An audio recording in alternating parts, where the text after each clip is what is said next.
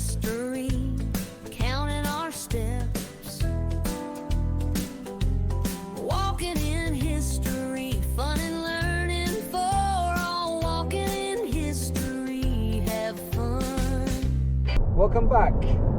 We've had River Avon, just passing the River Avon. We're on the M5 and we're heading south. Now we just had so much luck at the Liam Parents factory. You'll see in the last video that we was there filming, and we had an anonymous person that filled up our bottle for us. Fantastic. So wonderful that is. Absolutely great. Why don't we have a look at something else we can give you? Just a bonus of something. Just what can we get up on the way? And we came up with Shakespeare's house in Stratford-upon-Avon, so that's where we're going. So you can see that someone in front of us has got their little... In 3/4 of a mile, take exit 9 on the left to the A46 toll. There you go, Evesham. Gloucestershire. Welcome to Gloucestershire. Going towards Evesham. We're going to go on the A46 off of the motorway, off of the M5. It's Sunday, as you can see what the weather's like. Keep a nice safety distance from the vehicle in front of us.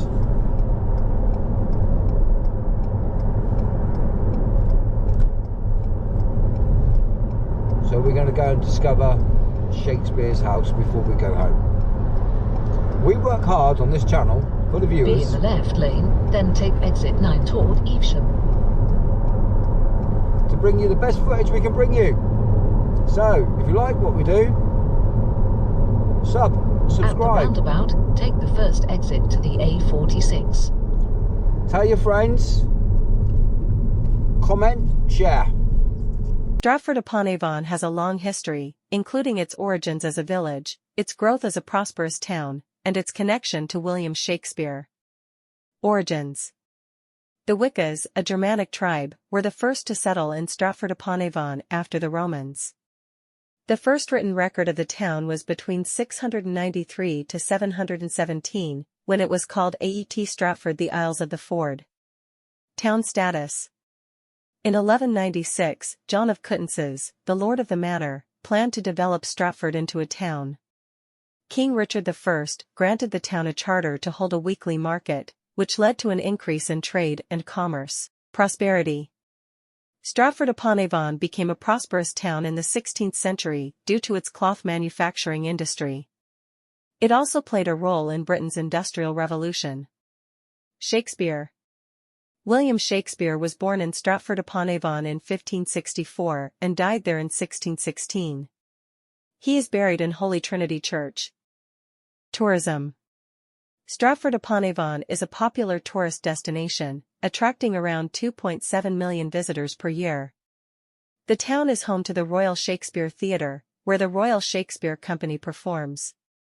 Other historic sites in Stratford-upon-Avon include Anne Hathaway's cottage, the thatched farmhouse where Anne Hathaway lived before marrying William Shakespeare. Guild Chapel of the Holy Cross, the chapel where Shakespeare attended grammar school. Bancroft Gardens, the gardens next to the Royal Shakespeare Theatre. Canal Basin, the area where the canal meets the River Avon. Welcome back to the channel, viewers. You join us in Stratford-upon-Avon in England. As you can see, this place is really busy. Everybody wants to find out about Shakespeare. Everybody. You can see we've got lots of tourists over here on this side. Lots of people. So what we're going to do is we're going to go to the house because we're on the way back from there. So you can see lots of tourists. Lots of people. Hello. Hiya. Hello. Lots of people want to come and see Shakespeare. Lots of people. Now, where do we go for the house? About 1 minute around the corner, we was told. So let's keep going. Lots of people, lots of tourists.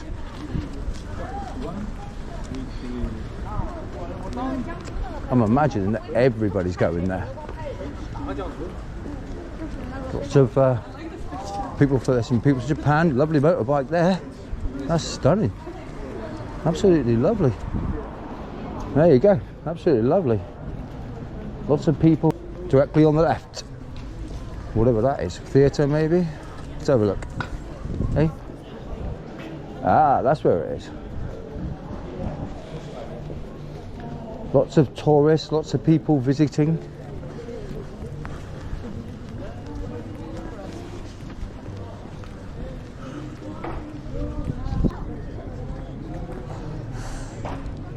Very busy, viewers, very busy.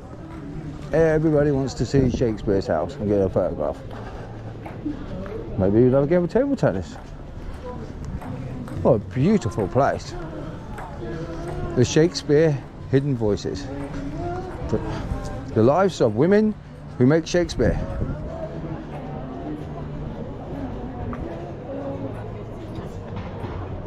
There you go. Here's the gift shop.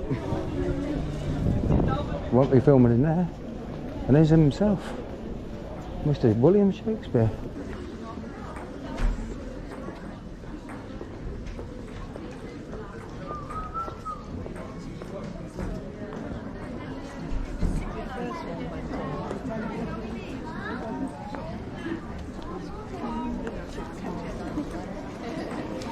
A gift from the Bird family, presented by Tony Bird, OBE, to the town of Stratford-on-Avon in 2022. There you go. There you go, viewers. Mr. William Shakespeare himself. 7 surprising facts about William Shakespeare. 1. His dad was a beer taster and a glove maker. Shakespeare, William's dad, was a part-time beer taster. William was born in April 1564 in a town called Stratford-upon-Avon, in the middle of England. His family were also in the middle, meaning not rich, but not poor either. His dad had a number of jobs, including selling leather and wool, tasting beer, really, and as a glove maker, and the family, all 5 of them, lived above a glove shop. 2. He couldn't spell. Although William was taught Latin at his local school, spelling was not part of lessons, and everyone spelled words how they wanted. Imagine that. Shakespeare spelled his name a number of different ways, including Wilm Shack, William Shakespeare, W.M. Shakesp, William Shakespeare, and Wilm Shakespeare. 3. He married young. Married at the tender age of 18 to Anne Hathaway, not the actress from The Witches, Shakespeare had 3 children in 3 years. 4. He tried to be an actor first. William wasn't around much at home as he went to London to be an actor. His brother Edmund soon followed him to the city to do the same. Will had better luck writing plays than acting, however. He learned fast and produced gory tragedies, rom-coms, and comedies. 5. He was very productive. Shakespeare wrote at least 37 plays in his life, that we know of. This averages out to 2 per year. He also wrote a lot of poetry, mostly poems called sonnets. In 1 year alone, 1609, he published 154 of them. 6. He survived a pandemic. You have more in common with Shakespeare than you think. Shakespeare lived through and survived a pandemic, one of a number of waves of the bubonic plague. Very sadly, however, his son Hamnet died of the plague, aged just 11. This affected William's writing, and themes like disease, death, and grief ran through many of his plays. Although no one knows for certain, it's likely that Shakespeare named his most tragic character Hamlet after his son. 7. He gave us some well-known phrases. Shakespeare certainly had his lighter side. He liked to put jokes in his plays, even in his tragedies, and he also made up phrases that we still use today, such as melted into thin air, wild goose chase, I haven't slept a wink, and break the ice. 8. And rude insults were his speciality. William was very handy with insults, conjuring up some fierce put-downs, such as, thine face is not worth sunburning. Thou art as fat as butter. And who could forget, you scullion? You rampallion? You fustularian? I'll tickle your catastrophe. 9. He was a savvy businessman. As well as being a creative writer, William was a savvy businessman. He co-owned his theatre company, the Lord Chamberlain's Men, and the Globe, an outside theatre built in London in 1599. He even opened up a second theatre, a posh indoor one, called Blackfriars. 10. He hit the big time. Shakespeare's continuing success meant that, in 1597, he bought the biggest house in Stratford-upon-Avon, which had maybe as many as 30 rooms. 6 years later, the Lord Chamberlain's men became the King's men, the official performers for the new King James I of England, and also King James VI of Scotland. William had officially made it big, and his family were granted a special family crest, meaning he was now a gentleman. 11. He stopped writing when disaster struck. Theatres were a new and exciting thing in Shakespeare's day. They were quite chaotic too, with dangerous special effects.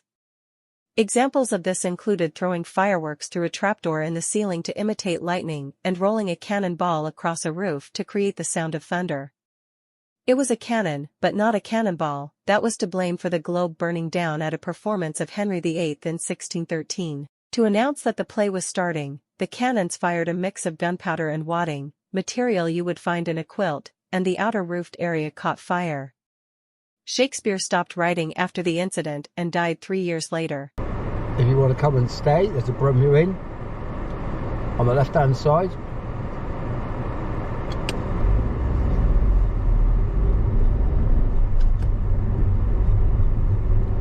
Not too far from Shakespeare's. In 100 yards, keep left to Warwick Road.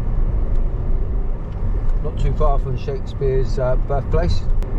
We're just coming out of Stratford-upon-Avon in England, in the UK.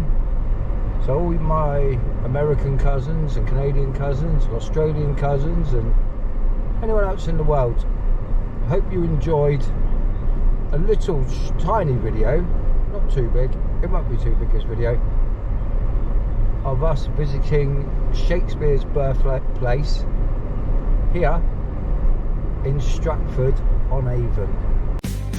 Walking in history, step by step.